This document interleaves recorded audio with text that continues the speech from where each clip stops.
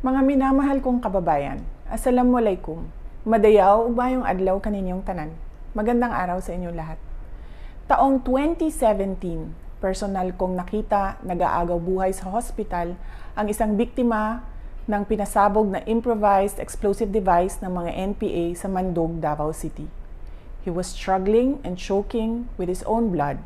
It was truly a painful sight.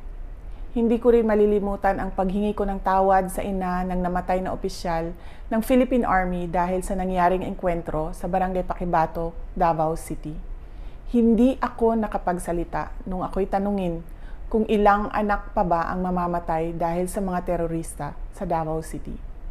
Mga kababayan, walang katulad ang kasamaan ng teroristang Communist Party of the Philippines, National People's Army at National Democratic Front of the Philippines sa kapwa nila Pilipino.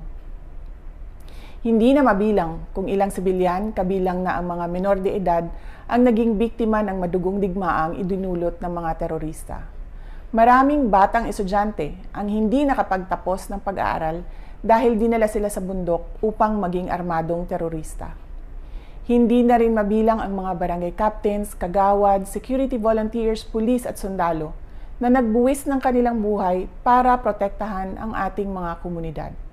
Nananawagan ang kanilang mga pamilya ng hustisya, subalit hindi ito makakamit kung bibigyan natin ang mga teroristang grupo ng amnestiya sa pamamagitan ng Proclamations 403 at 404.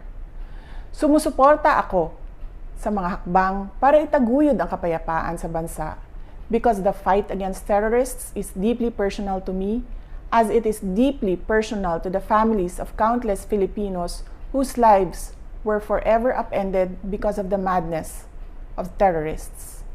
Pero hindi ang pagbibigay ng amnestiya ang daan sa kapayapaan. Ang dapat nating gawin ay pagpatuloy ang ating mga nasimulan sa NTF-ELCAC at mas palakasin pa ang mga ito. Panalo na tayo, lumalaban na ang mga komunidad. Mr. President, the government's statement with the NDFP in Oslo was an agreement with the devil. Napatunayan na natin sa kasaysayan na hindi sila seryoso at wala silang sinseridad sa usaping pangkapayapaan. Gagamitin nila itong peace negotiation sa pagtraidor sa pamahalaan at paglinlang sa taong bayan. We appeal to your power to review these proclamations and agreements. Apo BBM, sana po ay isalang-alang natin ang ating mga komunidad na naging pugad ng mga terorista sa mahabang panahon na ngayon ay lumalaban na at tumutulong sa pamahalaan.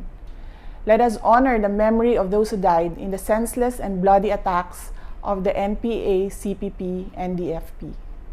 Mr. President, we can negotiate for peace and reconciliation and pursue meaningful development efforts in the Philippines without capitulating to the enemies. Hiling namin na kami ay mapakinggan. Shukran.